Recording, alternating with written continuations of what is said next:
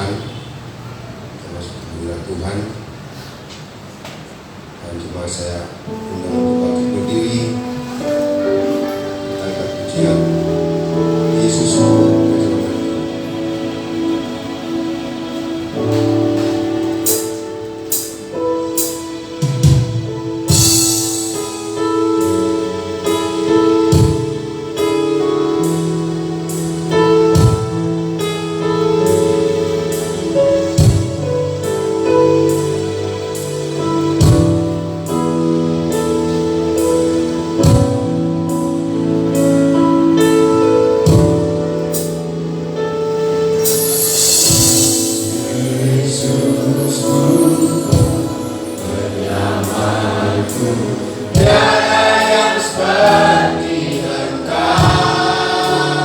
Setiap hari ku memuji keajaiban kasih-Mu.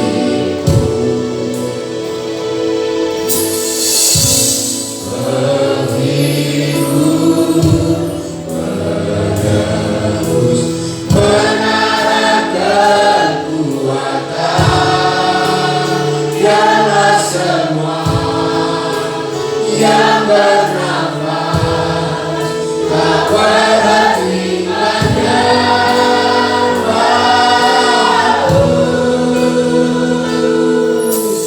Nyanyi dan bersoraklah bagi Dia, pujian hormat kuasa bagi Raja. Gunung-gunung laut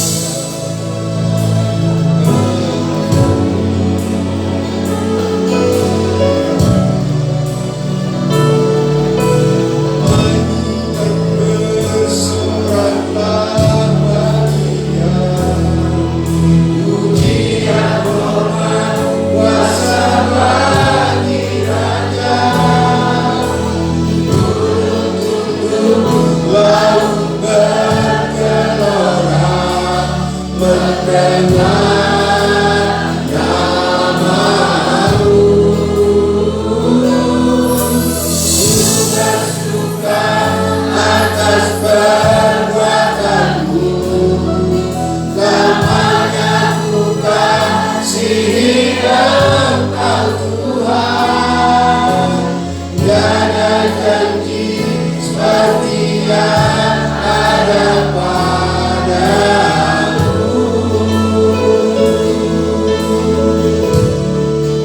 Terima kasih Tuhan. Dan biar kami Tuhan bernyanyi dan bersorak untuk memuliakan Engkau. Urapilah kami Tuhan, supaya setiap ucapan mulut bibir kami menjadi ucapan yang menyenangkan hati-Mu, dan ibadah kami ini menjadi ibadah yang berkenan di hadapan Tuhan. Ampuni kami Tuhan dari segala kelemahan, kesalahan dan dosa kami, biar kami layak memanggil Engkau Bapa sebagai sumber dari segala kehidupan kami. Terima kasih Tuhan, terpujilah nama-Mu. Di dalam nama Yesus kami mengucap syukur dan berdoa. Haleluya. Semua kita yang percaya sama katakan amin. Salam. Silakan dulu saudara kasihkan Tuhan. Angkat pujian. Dengarkanlah suara diri.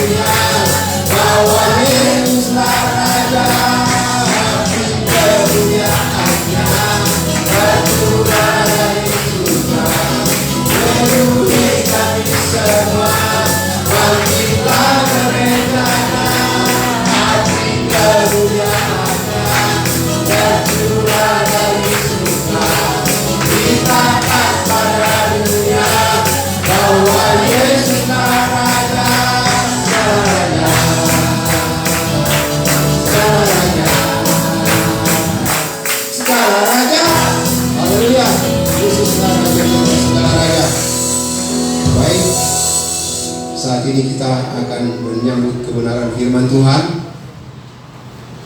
Kita persiapkan hati kita agar firman Tuhan dapat masuk ke dalam hati kita dan menjadi benih yang akan tumbuh dan berbuah. Dan kembali jemaat saya undang untuk bangkit berdiri. Kita hormati firman Tuhan, kita angkat pujian Bapa, Engkau sungguh baik.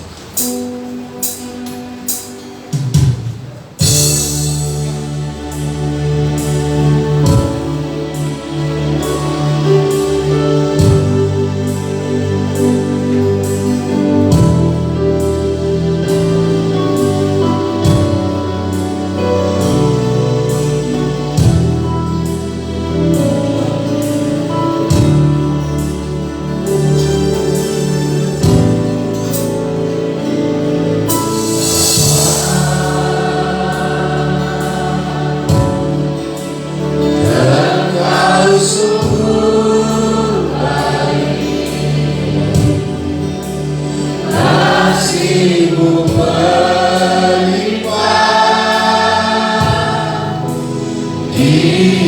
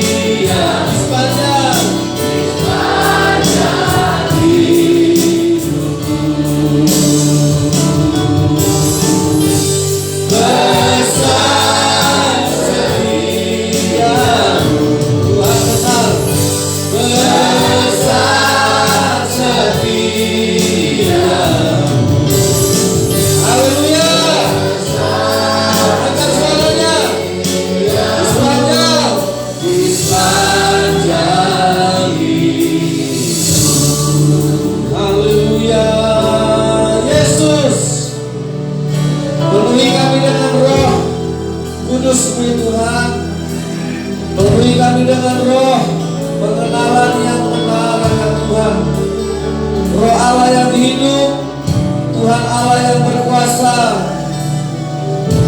kamilah buatan tangan-Mu, kamilah rumah kediaman-Mu. Yesus, kami buka hati kami, Engkaulah Engkau di dalam kami,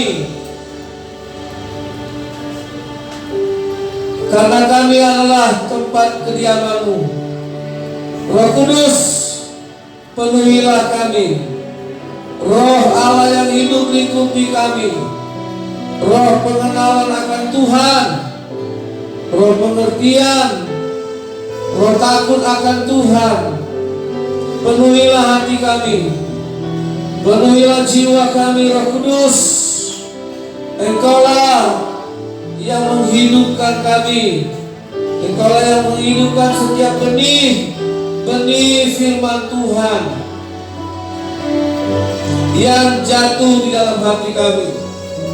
Di dalam nama Yesus, Engkaulah pokok anggur, Engkaulah pokoknya, kamilah carang-carangnya. Berkatilah kami di dalam kuasa, berkatilah kami di dalam kebenaran firman-Mu Tuhan.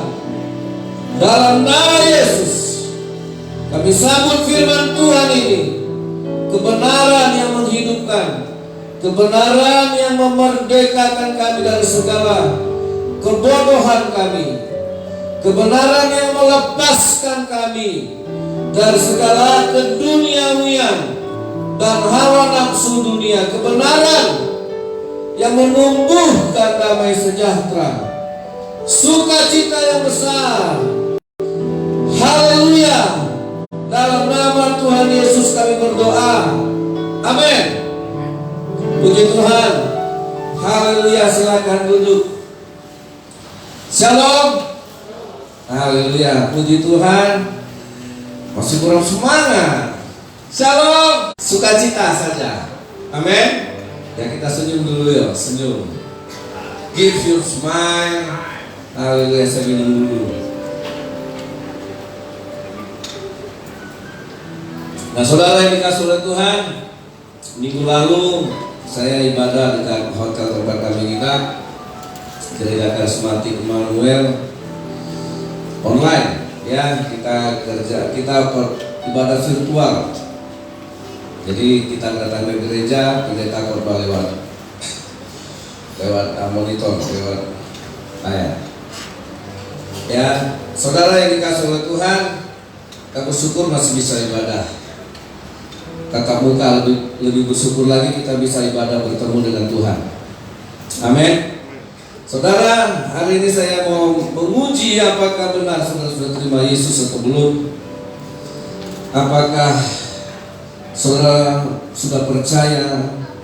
Sangat mudah bagi kita untuk bilang saya sudah percaya kepada Tuhan. Mungkin kita sudah mengklaim diri kita bahwa kita adalah orang yang sudah percaya. Saya yakin saudara mengakui diri saudara untuk percaya kepada Tuhan. Tapi saudara yang dikasih oleh Tuhan, Yesus pernah menegur Thomas dan berkata, percayakah kamu? Aku baru percaya kalau aku sudah melihat. Percaya kepada Tuhan membunuh semua kepura-puraan dan kemunafikan kita. Ya, kepercayaan kepada Tuhan itu akan membunuh target-target yang salah.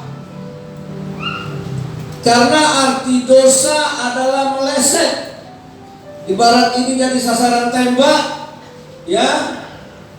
Kemudian tembakan kita meleset ke sini, wah, kita menganggap hampir benar, tapi ini meleset,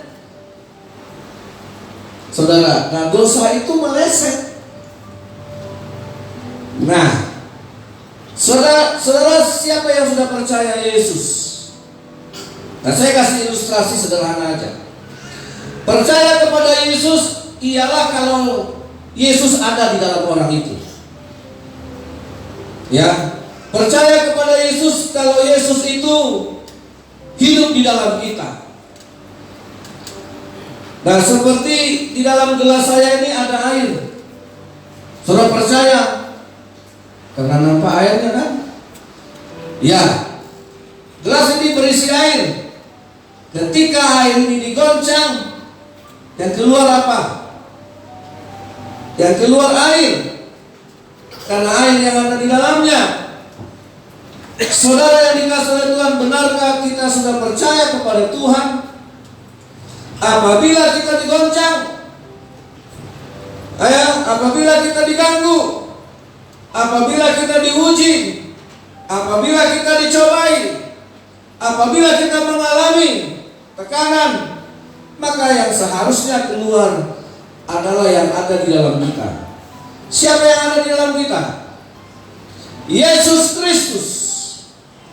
Tetapi dosa membuat kita berkata begini, kan masih manusia, kita masih manusia, ya masih keluar umpatan, masih keluar caci maki, masih keluar pemberontakan, masih keluar kemarahan. Ketika kita dicobai, masih keluar kata-kata kasar, kata-kata mampus, kata-kata mati kau, kata-kata bodoh kau.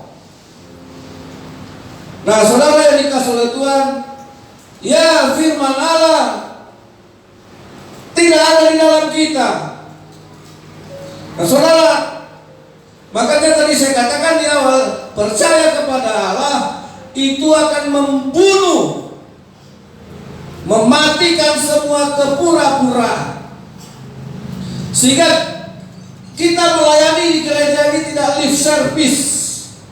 Wah, bagus dia melayani, bahasa urapannya, Roh Kudus urapannya. Saudara yang dikasihi oleh Tuhan, tapi bagaimana dengan karakternya? Bagaimana dengan perbuatan? Nah, kalau masih ada kekristenan yang menutup-nutupi perbuatannya dengan memoles, seperti berbicara seolah-olah rohani, berbicara seolah-olah kita benar, baik. Saudara yang dikasihi oleh Tuhan, nah, saya akan menyisir ini dari awal. Karena kita tidak menerima Yesus yang palsu. Nah, hati-hati saudara. Ketika manusia mendengar firman Allah dan dia tidak mengerti, maka iblis mengganti firman itu. Itu makanya kekristenan harus akrab dengan firman Allah. Ada banyak orang kita dengar firman Allah tidak ngerti kan? Buktinya tidak ngerti apa? Tidak ingat. Masuk telinga kiri, keluar telinga kanan. Kita tidak pernah mau berusaha mencatat supaya kita ingat, nanti di rumah kita ulang lagi. Karena apa? Kekristenan selalu mendengar firman Allah dengan cara tradisi, sehingga firman yang didengar tidak menjadi iman. Ini bahaya. Ya, saudara yang dikasihi oleh Tuhan, dalam kitab Matius pasal yang ke-13 ayat yang ke-39,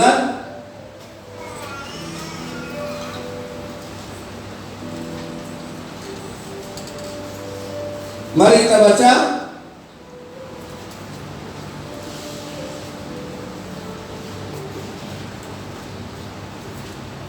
Satu, dua, tiga. Musuh yang menaburkan benih ialah siapa? Ulangi ya. 1, 2, 3. Musuh yang menaburkan benih lalang ialah waktu menuai ialah akhir zaman, dan para penuai adalah malaikat. Saudara, siapa yang menaburkan lalang? Iblis. Ya, di dalam ayat selanjutnya, ayat yang ke-25, tolong. Nah, inilah iblis. Ya, oke. Mari kita baca 2, 3. Tetapi pada waktu semua orang tidur, datanglah musuhnya menaburkan benih lalang di antara gandum, lalu pergi.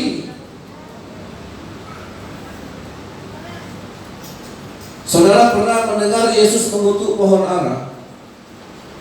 Alasannya karena pohon ara ini tidak berbuah. Ketika pohon ara tidak berbuah, yang salah siapa? Berarti ini salah pohon. Nah, pohon ini dulu dari mana? Dari benih. Tentu kan saudara akan urut. Ketika pohon sawit ini tidak berbuah, ini yang salah mana? Oh, pohonnya. Terus ketika diingat pohonnya, ingat dulu kecambahnya. Benihnya di mana? Oh, benihnya yang jatuh-jatuh di pinggir jalan itu yang ku ambil, ku masukkan ke dalam polybag, hidup gak? Itu makanya Yesus mengutuk pohon ara karena pohonnya salah, benihnya salah. Nah, siapa yang menaburkan benih yang salah ini? Alkitab mengatakan orang yang tidak mengerti firman Allah, lalu datanglah iblis merampasnya. Nah, saudara lihat, orang yang mendengar firman Allah tapi tidak mengerti, lalu iblis datang merampas. Dia mengganti firman itu dengan benih iblis yang sepertinya firman Allah, tapi begitu tumbuh ternyata ilalang. Saudara, kita harus bertobat kalau sampai hari ini kita tidak pernah serius untuk mendengarkan firman Tuhan, sehingga banyak kekristenan lahir dengan segala macam kepura-puraan. Kekristenan lahir dari segala kemunafikan, dibungkuslah dengan kerohanian. Berdoanya bagus, keren. Saya bisa saja berdoa bagus. Yang khotbah saya hari apa itu? Yang di rumah Pak Otak. Saudara, saya berkhotbah di hadapan anak istri saya. Ya, nanti Fanya besar sudah bisa menilai bapaknya khotbahnya bagus, kelakuannya bagus enggak? Saudara boleh tanya anak saya nanti, saya tidak akan marah. Boleh tanya istri saya, dia akan jawab apa saja, karena saya mau hidup saya dibenarkan di dunia ini. Ya, kalau saya mengabarkan firman Allah tapi masih hidup dengan kepura-puraan, so rohani, so lembut, baik, sepertinya perhatian, tapi anak istri saya bilang, aduh bapakku ini di mimbar kayak malaikat, di rumah meleset. Saudara yang dikasih oleh Tuhan, nah, saya tidak mau mendengar firman yang ditaburkan iblis. Tadi makanya melesetnya nggak jauh, dekat sekali. Nah, sekarang kita mau urutkan saudara yang dikasih oleh Tuhan. Ya, ada dua ayat, mana yang dulu nih ya? Pakailah Matius 7 lah dulu. Ayo kita buka Matius pasal 7. Kita baca pelan-pelan ayat ini. Hal pengajaran sesat.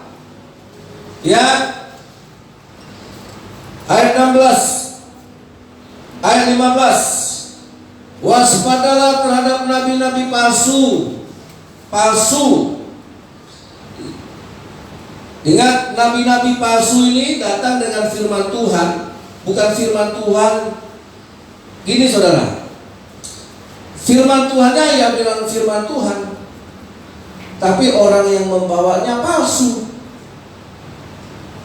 Ya, menyamar dia, nabi-nabi palsu ini seperti domba, tetapi sesungguhnya mereka adalah serigala yang buas. Saya bisa gak menyamar seperti domba? Yaitu tadi, kalau saya di gereja ini seperti malaikat, di rumah saya meleset, nah saya itu boleh saudara hakimi, tapi itu pendeta, hanya di mimbar saja. Kalau saya di mimbar ini paling lama 1 jam, saya bisa berperan seperti malaikat. Bisa. Saya tidak akan menyakiti hati saudara selama 1 jam itu. Ya kan? Saudara tidak akan tahu siapa saya, hanya dalam 1 jam. Yang tahu siapa saya, anak istri saya. Itulah khotbah saya yang sesungguhnya. Nah, saudara, makanya ayat 16 sama-sama kita baca 2-3. Dari buahnya lah kamu mengenal mereka. Ayo sama-sama. Dapatkah orang memetik buah anggur dari semak duri, atau buah ara dari tempat duri? Terus, demikianlah setiap pohon yang baik menghasilkan buah yang baik, sedangkan pohon yang tidak baik menghasilkan buah yang tidak baik. Tidak mungkin pohon yang baik itu menghasilkan buah yang tidak baik, ataupun pohon yang tidak baik menghasilkan buah yang baik. Dan setiap pohon yang menghasilkan buah yang baik pasti ditebang dan dibuang ke dalam. Jadi dari buahnya lah kamu akan mengenal mereka. Ayat 21, ayat sama-sama 2-3. Bukan setiap orang yang berseru kepadaku, Tuhan, Tuhan, akan masuk ke dalam kerajaan sorga, melainkan dia yang melakukan kehendak Bapakku yang di sorga. Nah, ini saya baca nih. Pada hari terakhir, banyak orang akan berseru kepadaku, Tuhan, Tuhan, bukankah kami bernubuat demi namamu, dan mengusir setan demi namamu, mengadakan mujizat demi namamu? Pada waktu itulah aku akan berterus terang kepada mereka dan berkata, aku tidak pernah mengenal kamu. Enyalah daripadaku kamu sekalian pembuat apa? Tuhan, kami sudah melayani. Saya asar di gereja, saya WL, saya pengkhotbah, saya pergi ke rumah-rumah orang mendoakan orang yang kerasukan setan dan setannya pergi. Tuhan bilang, saya dah kenal. Saudara, pelayanan ini bisa kita kerjakan seperti malaikat mengerjakannya. Dan itu bukan number 1. Mungkin di hadapan manusia kita merasa seperti kita dipakai Tuhan. Ya, mungkin di hadapan manusia sepertinya kita orang yang benar-benar dipakai Tuhan karena kita berdoa, melayani, yang kita kerja. Tapi sesungguhnya saudara, kita tidak punya buah. Kenapa kita tidak berbuah? Pohonnya salah. Karena tidak mungkin saudara mencari pohon anggur di semak-semak. Tidak mungkin saudara dapatkan pohon pisang di pohon rambutan. Carilah pohon rambutan di pohonnya, buah rambutan di pohonnya. Carilah pisang di pohonnya. Kalau saudara cari pisang di pasar, ya itu artinya saudara punya uang. Punya uang buat beli. Tapi sebenarnya mendapatkan pohon buah pisang di pohonnya. Apakah kita sekarang sedang berusaha membeli semuanya hanya karena kita punya uang? Ya. Setiap orang yang berseru-seru, yang berkata, aku sudah melayani, Tuhan bilang, saya nggak kenal. Karena apa? Tuhan urutin, saya nggak pernah dapatkan buah. Yang kau lakukan ini bukan buah. Saya berkorban ini bukan buah. Ya, Pak Hotang tadi mimpin puji-pujian itu bukan buah. Yang tahu buah Pak Hotang di rumah itu Ibu Hotang. Nah, apakah buah itu adalah buah kehidupan yang lahir dari karakter? Itulah yang menentukan siapa yang di dalam kita. Karena begini saudara yang dikasihi oleh Tuhan, ya, marah kepada kemunafikan. Yesus berkali-kali marah kepada orang yang penuh hidupnya dengan kepura-puraan. Kamu seperti kubur yang di luar dicat putih, kelihatan bersih dan bagus, tetapi di dalamnya penuh tulang belulang. Kamu menghiasi, merenovasi kubur-kuburan nabi-nabi yang dibunuh dulu. Apa kata Yesus? Itu artinya kamu sama dengan orang-orang yang membunuh nabi-nabi dulu. Tidak ada bedanya. Makanya saudara yang dikasih oleh Tuhan, jangan saudara anggap sepele. Ketika kita dengar firman Allah, asal dengar, iblis ambil, dia ganti dengan benihnya.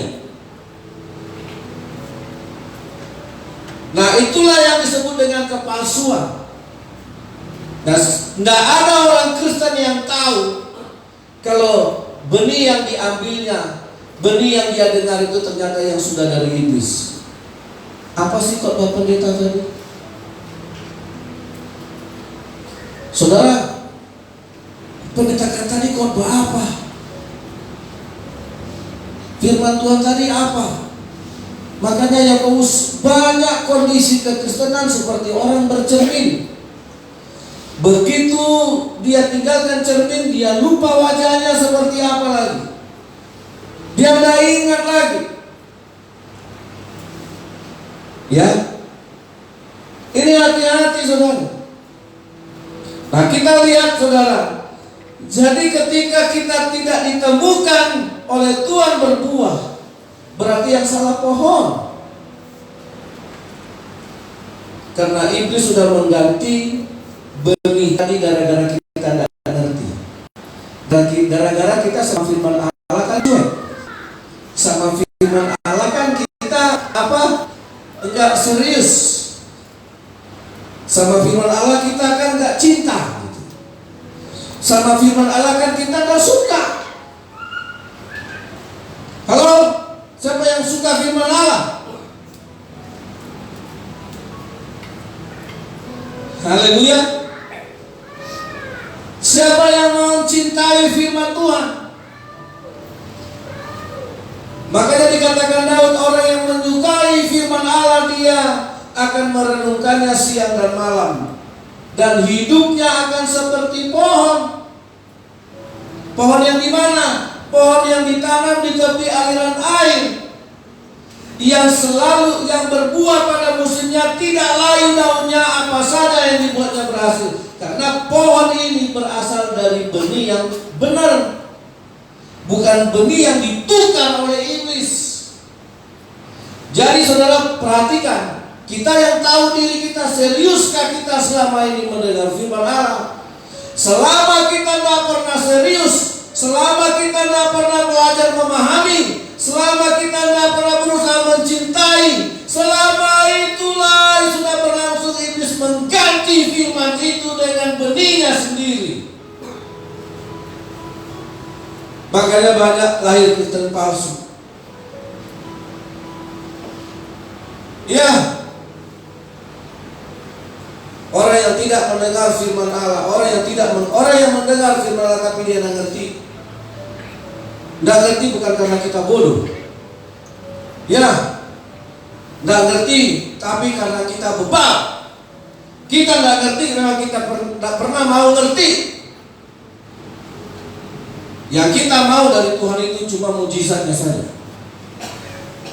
Nah, hati-hati. Berapa lama kita sudah berjalan dalam kondisi seperti ini? Iblis mengganti dengan kepalsuan. Iblis mengganti, lalang tumbuhnya cepat, sangat cepat. Begitu bangun dilihat lalang sudah tumbuh. Siapa yang mengaburkan lalang ini? Musuhmu. Siapa musuhmu? Iblis. Ketika engkau tidur, itulah kondisi orang tidak ngerti. Lengah, kondisi lalai, ya kan?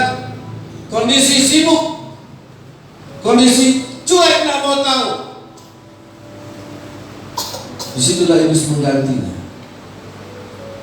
Lahirlah orang Kristen yang tidak pernah mendekat kepada Tuhan, bahkan tambah jauh dari Allah.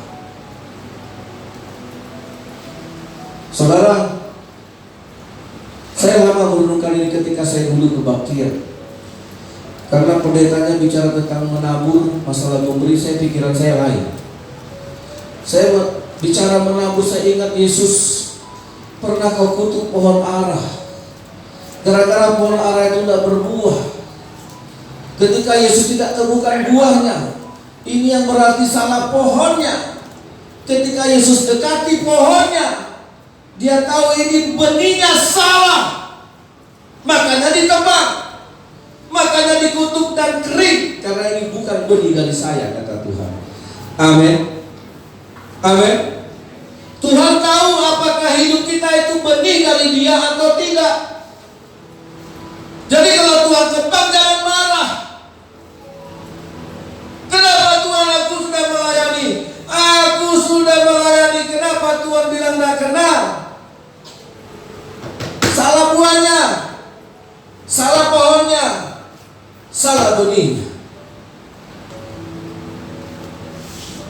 Makanya saudara, apakah saudara betul-betul yakin kalau benar kita mendengar firman Allah? Karena setiap kali mendengar firman Allah yang timbul itu iman, tidak yang lain. Bukan yang muncul sombong. Habis dengar firman, yang muncul sombong, yang dibanggakannya hartanya, yang diceritakannya kekayaannya. Habis dengar firman Allah, yang dibanggakannya uangnya, yang dibanggakannya makannya ini, makannya itu. Makanya saya nggak berani memposting makan-makan yang, karena saya nggak berani menyinggung perasaan orang yang nggak makan. Ini sorry bagi yang suka memposting makan, terserah. Kalau saya nggak pernah saudara lihat saya memposting makan. Kebayang ada orang yang nggak makan, tapi konsekuensinya benar. Kalau saudara kasih orang miskin makan, itu hati nurani saya. Saya tidak menyalahkan saudara. Ya, nah semuanya itu bisa dirunut kok. Saudara beli jeruk, asam. Di mana dulu kau beli pohonnya? Di sana. Sampai sana. Dari mana dulu bibit benihnya ini? Itu salah. Saudara lihat di sini. Di dalam Yohanes pasal yang ke-15.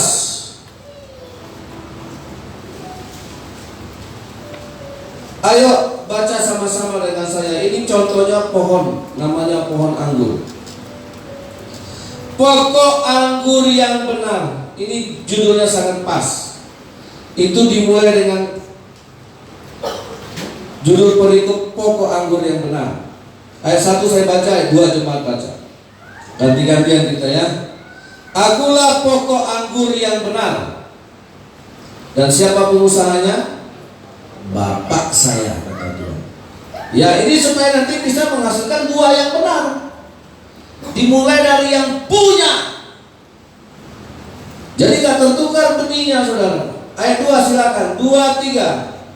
Setiap ranting padaku yang tidak berbuah, dipotongnya, dan setiap ranting yang berbuah, dikecilkannya, supaya ia lebih banyak berbuah. Siapa yang memotong ranting yang tidak berbuah? Yang punya pohon. Siapa yang membersihkan ranting yang berbuah? Juga yang punya pohon. Artinya Tuhan selalu campur tangan. Amin. Dia hadir di situ.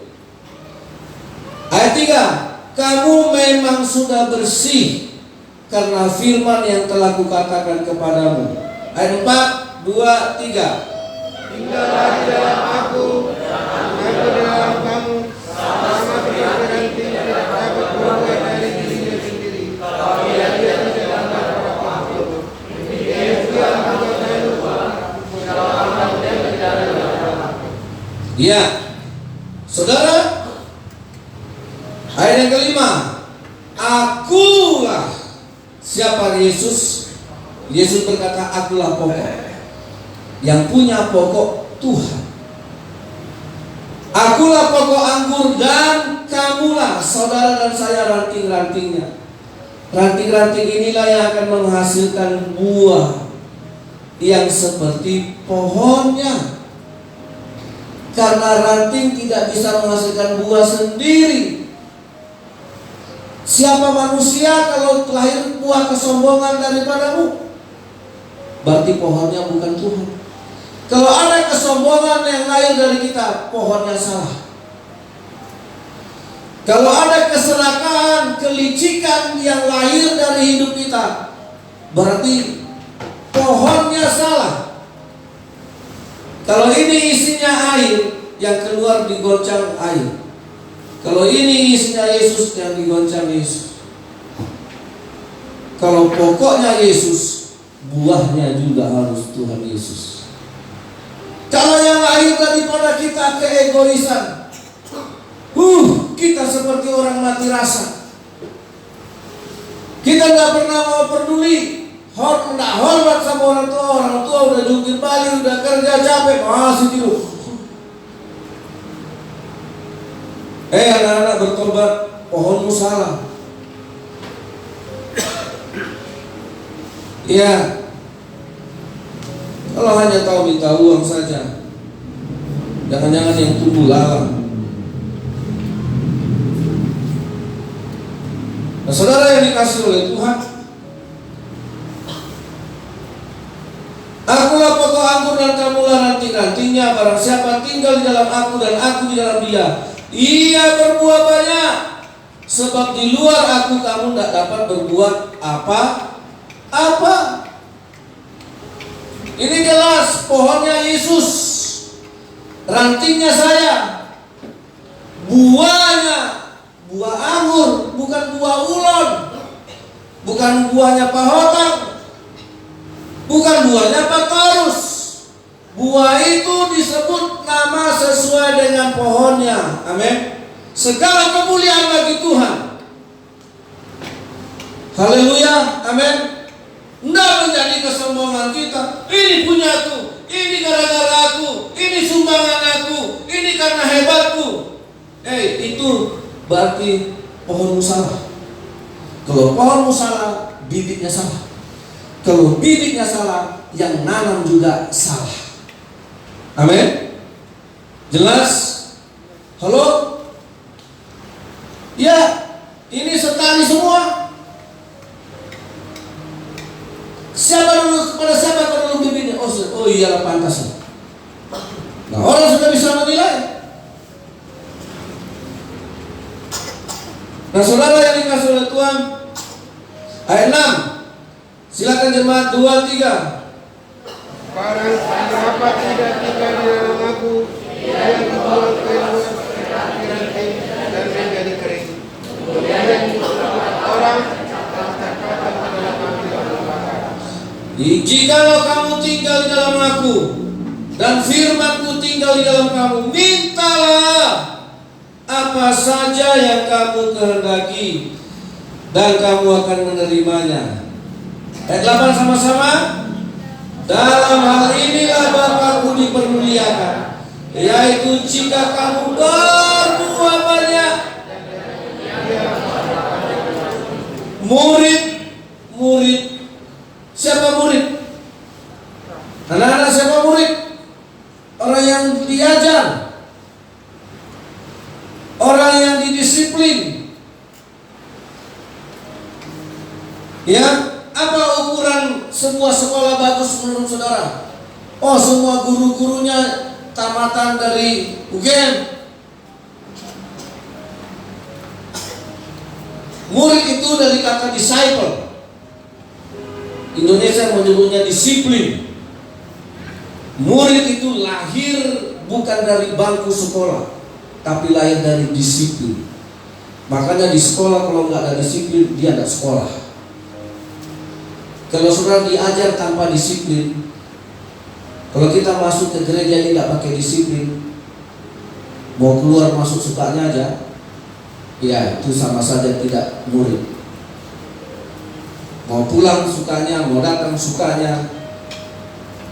Sekolah itu yang melahirkan murid bukan ilmunya, disiplinnya. Amin. Halo? Amin. Anak-anak,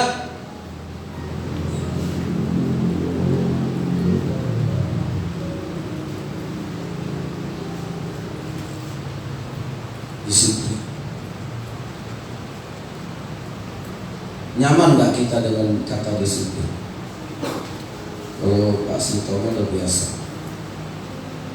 Tentara itu napasnya udah disiplin, jika perlu diatur. Nah, bagi yang gak pernah, saya dulu waktu masuk sekolah kita mikir, bisa gak saya bangun pagi? Karena di sekolah kita bangunnya mesti 4:30, bukan jam 5. Begitu saya dikasih profil sekolah, setiap pagi bangun 4:30. Orang saya nggak pernah bangun 4:30 kok selama di Bangkinang. Tapi karena panggilan Tuhan, saya bangun jam 4. Saya mandi di tempat yang dingin itu. Tawangmangu itu dingin. Sama dengan di kampung waktu saya di Silando, masih lebih dingin tempat saya sekolah kitab dulu. Ya, kalau menung kayak gini ini udah kabut ya. Itu mobil-mobil itu udah nggak kelihatan lagi kalau dari sini. Ini saya mandi jam 4. Selesai mandi, ternyata bisa masuk ruang doa, duduk dulu doa sampai semuanya datang. 4:30 baru mulai, 5:30 selesai. Bisa. Makanya saya merasakan sekolah itu cuma di sekolah Alkitab. Situ saya baru merasa saya sekolah. Saudara, ya, makanya kita kalau kembali, ada satu garansi yang dikasih Tuhan. Jika kamu tinggal di dalam aku, ayat yang ke-7, tolong ditunjukkan ayatnya. Dan jika kamu tinggal di dalam aku dan firmanku tinggal di dalam kamu, mintalah apa saja yang kamu kehendaki dan kamu akan menerimanya. Kenapa Tuhan suruh kita minta? Karena kita berbuah. Tuhan tawarkan kok. Sama dengan saudara tanam durian, berbuah durian. Bisa nggak saudara beli sepeda motor dari durian tadi? Bisa nggak kita nyekolahkan anak dari pohon durian yang berbuah tadi? Sangat bisa. Bisa nggak kita membangun rumah dari sawit yang berbuah tadi? Bisa. Bisa nggak kita menikah biaya pesta dari buah sawit tadi? Sangat bisa. Si Andi ketawa. Mumpung lagi mahal ya dia. Tapi si Nabok naik juga gara-gara sawit naik. Nah, itu makanya saudara yang dikasih oleh Tuhan, kalau kita berbuah apa saja, amin. Dari cabai bisa nggak menyekolahkan anak sampai dokter? Bisa, dari buah cabai inilah aku besarkan anakku. Ya, kita Indonesia termasuk bangsa petani kok. Udah akrab lah dengan itu. Mau tanam cabai, mau tanam bawang, mau tanam gadung, boy pasti kolahon geling.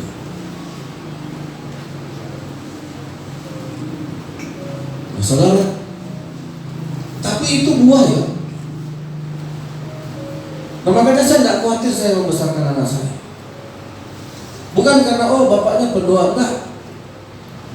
Anak saya ini akan jadi orang kalau bapaknya buahnya benar.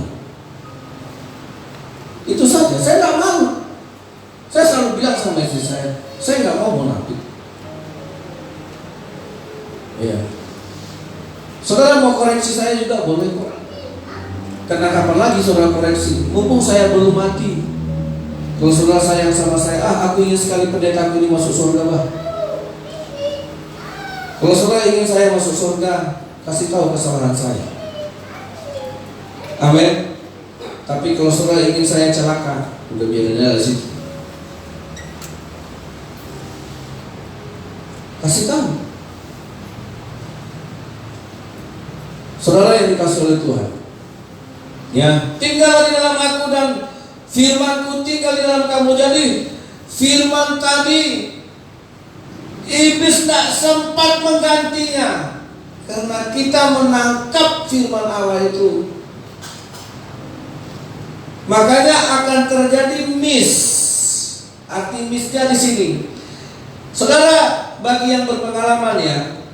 Bagi yang berpengalaman suka membaca Alkitab, dia mendengar khotbah, dia akan cepat menangkapnya daripada orang yang di rumahnya tidak pernah baca kayak ini. Sorry, saya bukan menghakimi, karena ini pengalaman.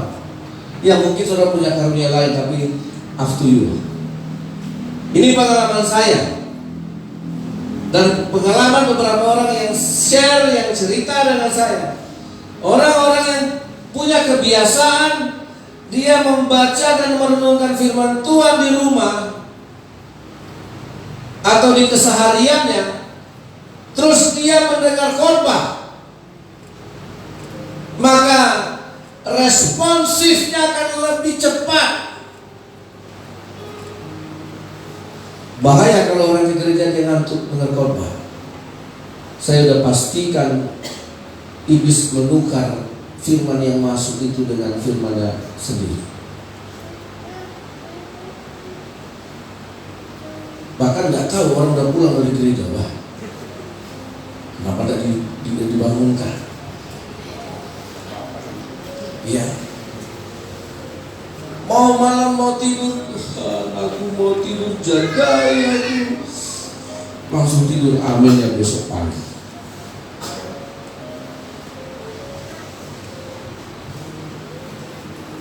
Jadi ketika kita mendengar firman Allah, kata Raja Daud, orang yang kesukaannya firman Allah, nah dia sedang menerima benih kan?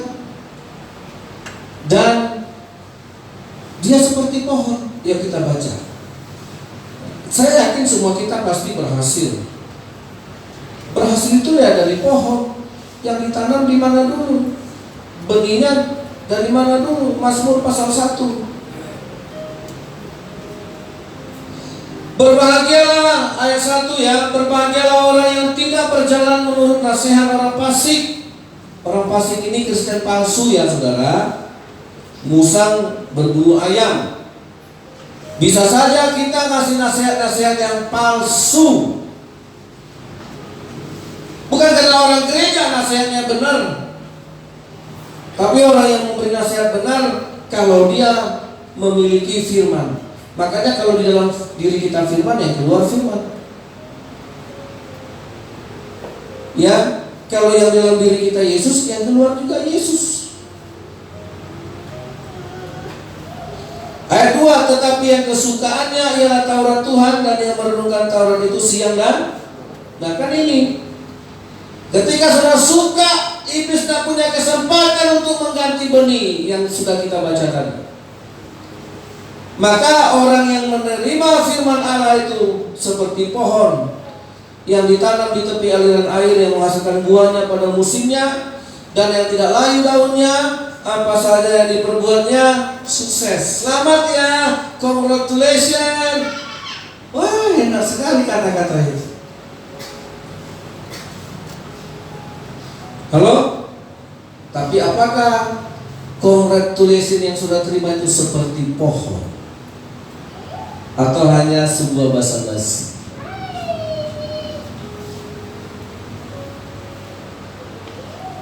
Kenapa menjadi basa-basi? Karena tidak ada penggenapan dari firman Tuhan di dalam.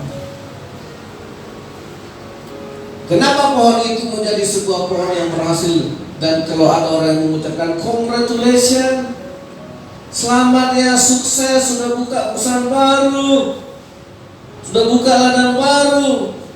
Biarlah kesuksesan saudara, kesuksesan yang terjadi atas penggenapan firman. Apa itu penggenapan firman? Dari benih jadi pohon, dari pohon berbuah. Dan buahnya itu buah anggur, karena pohonnya pohon anggur. Amin. Anak-anak mau berhasil, di mana engkau tancapkan akar-akarmu? Di deposito bapakmu? Enggak juga.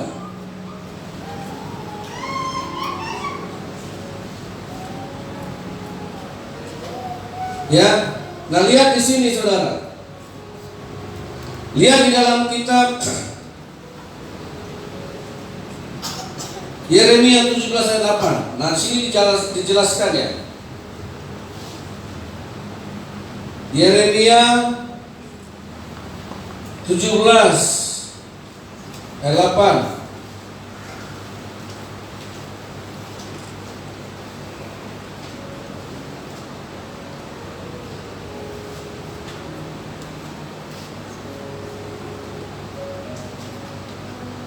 Ia akan seperti pohon yang ditanam di tepi air, yang merambatkan akar-akarnya ke tepi batang air, dan yang tidak mengalami datangnya panas terik, yang daunnya tetap hijau, yang tidak khawatir dalam tahun kering, dan yang tidak berhenti menghasilkan buah. Saudara, ini ditahan ayat ini.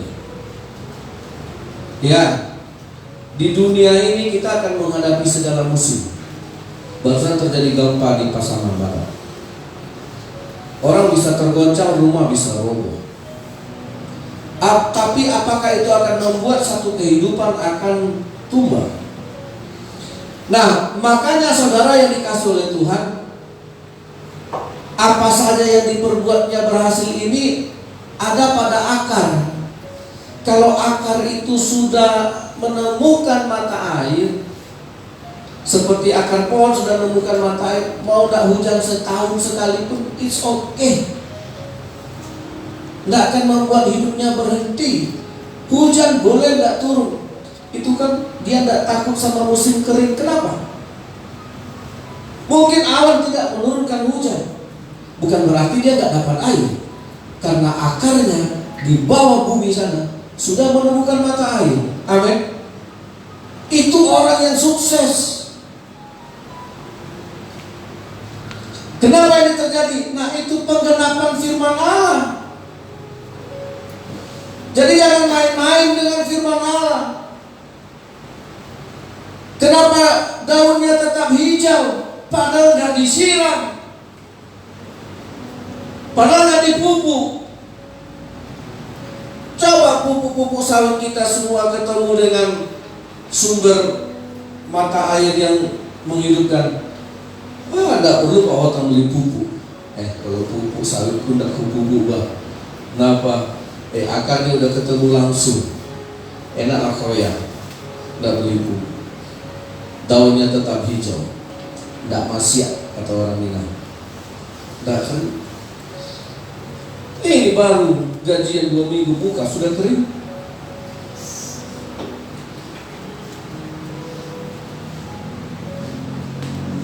Halo, tanggal berapa hari ini? Ada muka-muka yang kering, senyum-senyum yang kering? Alhamdulillah tidak ada. Amin. Karena kita punya akal. Itulah rohani kita. Jadi, apalah sebuah arti congratulation ketika kita wisuda? Apalah arti sebuah congratulation ketika kita bisa mendirikan rumah megah? Kalau tidak terjadi penggenapan firman Allah, engkau hanya mendirikan rumah dengan kekuatanmu sendiri. Itu sama dengan apa artinya kau bisa beli spring bed mahal. Ya, mungkin saudara bisa beli Spring Air dari Amerika 30 juta, tapi gak bisa beli tidur yang nyenyak.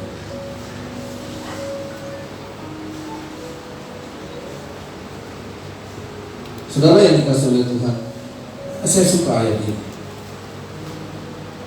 Ia seperti pohon yang ditanam di tepi air, yang merambatkan akar-akarnya ke tepi batang air.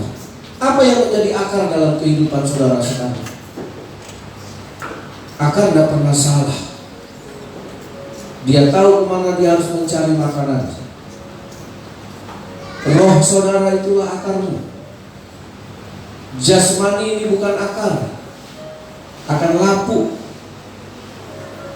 Jiwamu, manusia batiniah kita itulah akar yang menemukan benih itu, firman itu.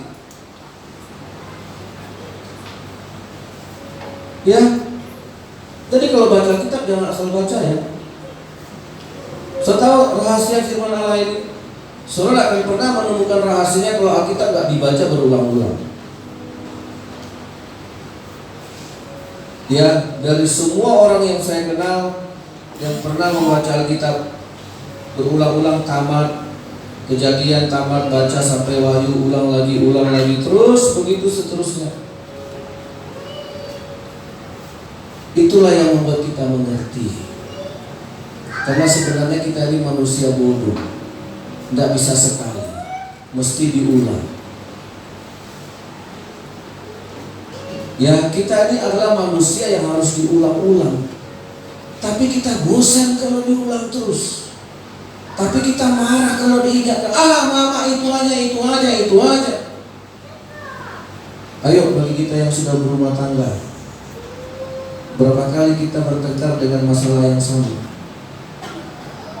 Diulang. Diulang lagi. Terulang lagi. Sampai kita bisa memperbaiki diri kita. Amin. Halo. Nah, nanti kalau kalian mau berumah tangga, siap dengan masalah yang diulang-ulang.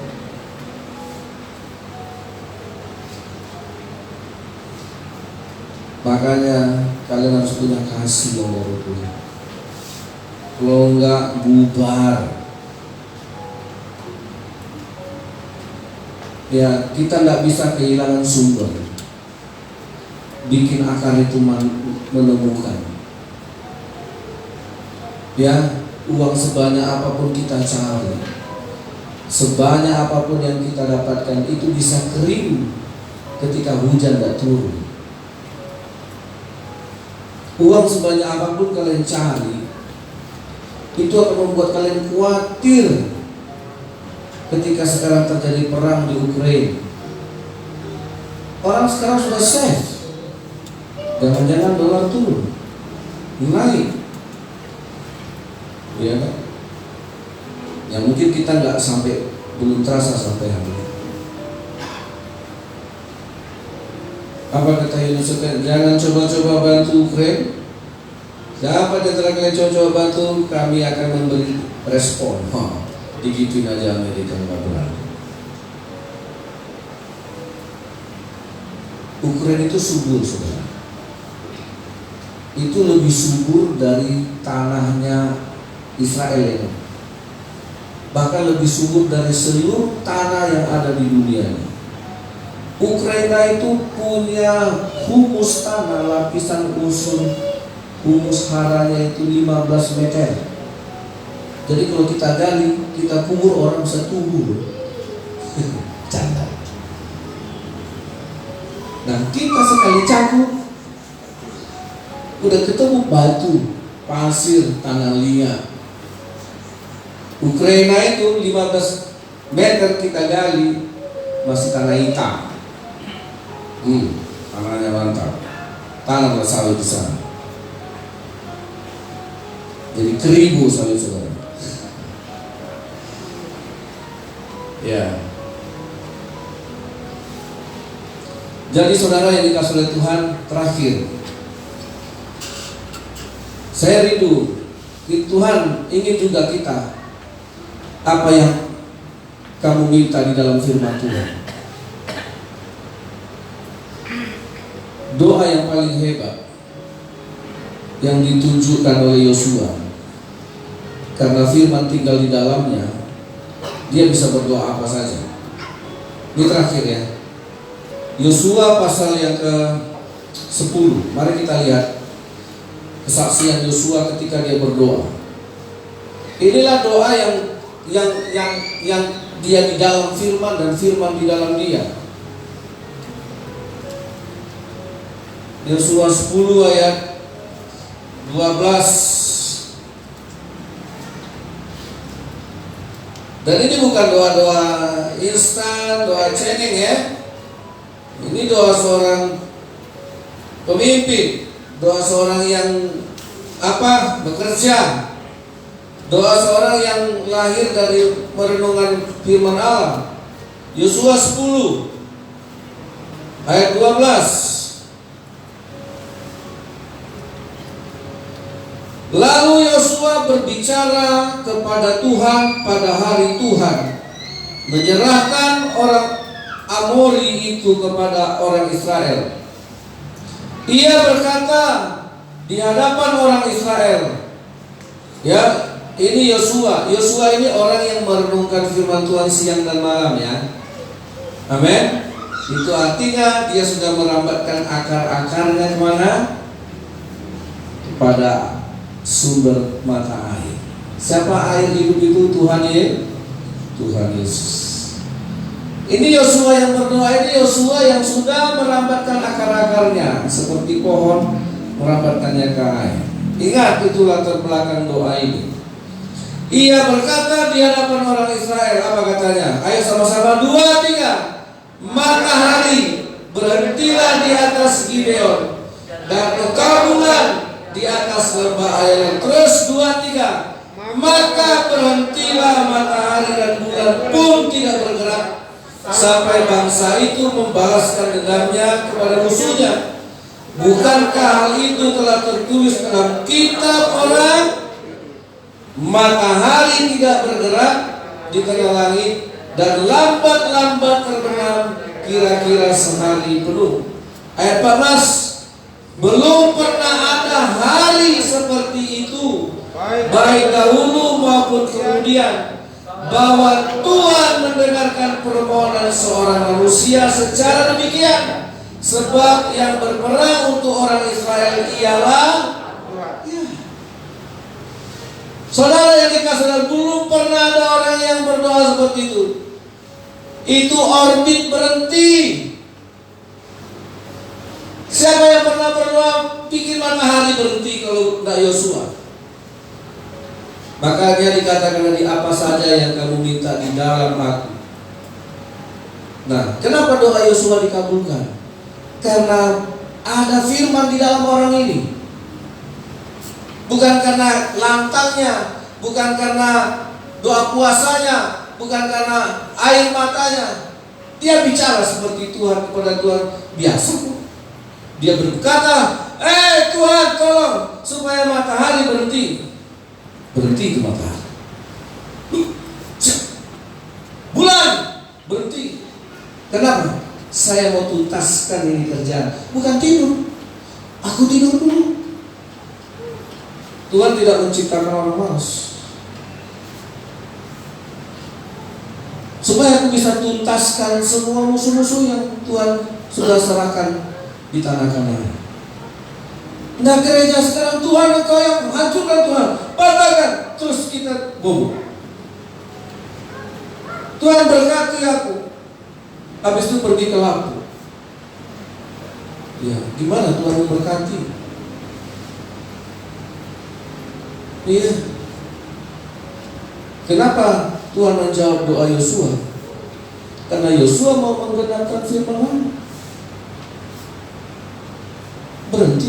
Berhenti matahari di orbitnya, berhenti bulan di orbitnya.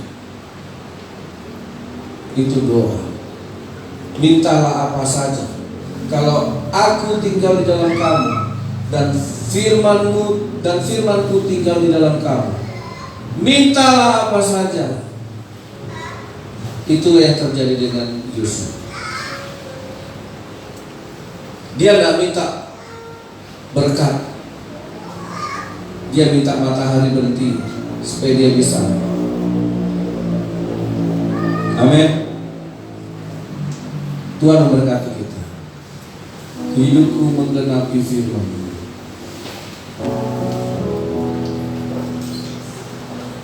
Haleluya.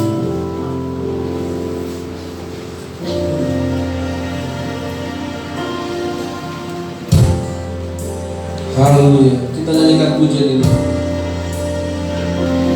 Hidupku menggenapi firman,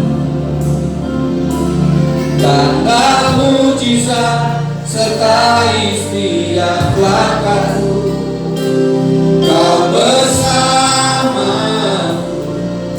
di dalam, jadi bukti kebesaranmu. Hidupku menggenapi firman-Mu, tanda mujizat sertai setiap langkahku. Kau bersamaku. Amin. Angkat suara. Tuhan Kau sempurna. Yesus, Engkau sempurna. Angkat suaramu, saudaraku. Tuhan, Kau sempurna dalam rencana-Mu dan karya-Mu. Serahkan hidupku, pulihkan dengan-Mu. Tuhan, Kau sempurna. Tuhan, angkat suaranya, katakan dengan iman, dalam rencana-Mu dan karya-Mu. Serahkan hidup kita kepada Tuhan. Murnikan buang kepalsuan. Haleluya. Hidupku menggenapi. Amin. Tanda mujizat sertai setiap langkahku. Kau bersama Tuhanku. Di dalamku, jadi bukti. Saya undang kita bangkit berdiri. Saya mau lagu ini menjadi doa kita. Haleluya. Tuhan, Kau sempurna dalam rencana-Mu dan karya-Mu. Ku serahkan, murnikan kami Tuhan. Tuhan semua kemasukan dan kekurangan Kau menafikan hidupku. Hidupku menggenapi firman-Mu, tanda mujizat sertai setiap langkahku. Kau bersama di dalamku, jadi bukti kebesaran hidupku. Hidupku